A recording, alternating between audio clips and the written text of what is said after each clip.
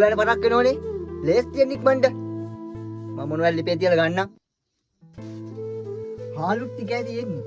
කමන්නේ. මේ ටික උයලා දෙනවා. මට නැතත් කමන්නේ නැහැනේ.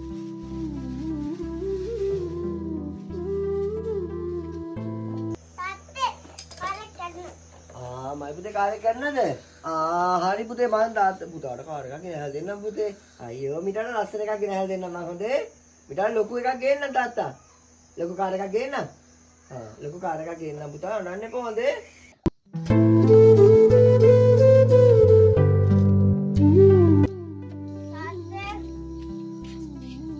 ඔයි කොහොමද පුතේ ඔයි පොස්ටන් ටික දාලා තියෙන්නේ පොඩ්ඩක් ඉන්නකෝ.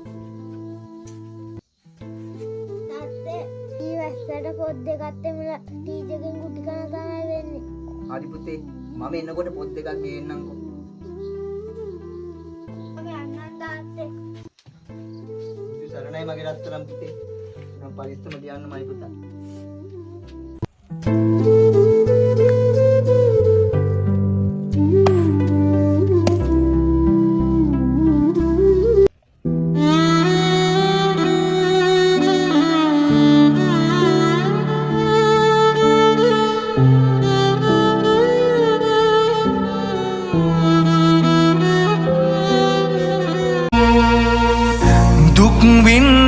පෙනි පෙනි පෙම හංකා හිත යට රණ්ඩා නොපෙනෙන්නට පියසෙනෙහි හිත් තගපන පෙවූ සෙනෙහස පෑනිසා මියුනත් අපව රකී ආදරේ ආදර බලමහිමේ දිවිදුන් පියවරුනේ සවියයි පියසෙනෙහි ජීවිතේ. හෙලෝ මේ හරි ඔයා ගිහිල්ලි වල කාර් එකෙන් දරුවා දාන්න පොඩි එක්කෙනා මම ලොකු එක්කෙනා කැබ් එකෙන් යවන්න. හරි හරිනේ නේද?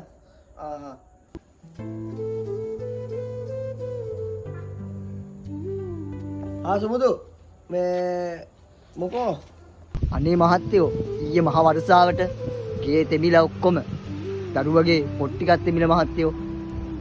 පොත් ගන්නත් ඕන. හාල් ටිකක් ගන්නත් ඕන මහත්තයෝ. ගෙදර යන්න මොනවත්ක්වත්ම නැහැ.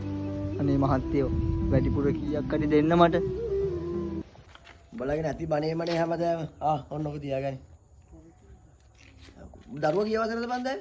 7 වසරේ මහත්තයෝ දැන්. මේ එවපන්කෝ දරුවා මේ වැඩට. දැන් ඉතින් බඩ විතරක් හැමදාම නැහින්න බෑනේ. මහත්තයා කිව්වට මං කොහොමද මං විදිනදක මගේ දරුවට දෙන්නේ?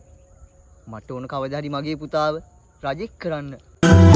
පියසෙනෙහසට කවුරු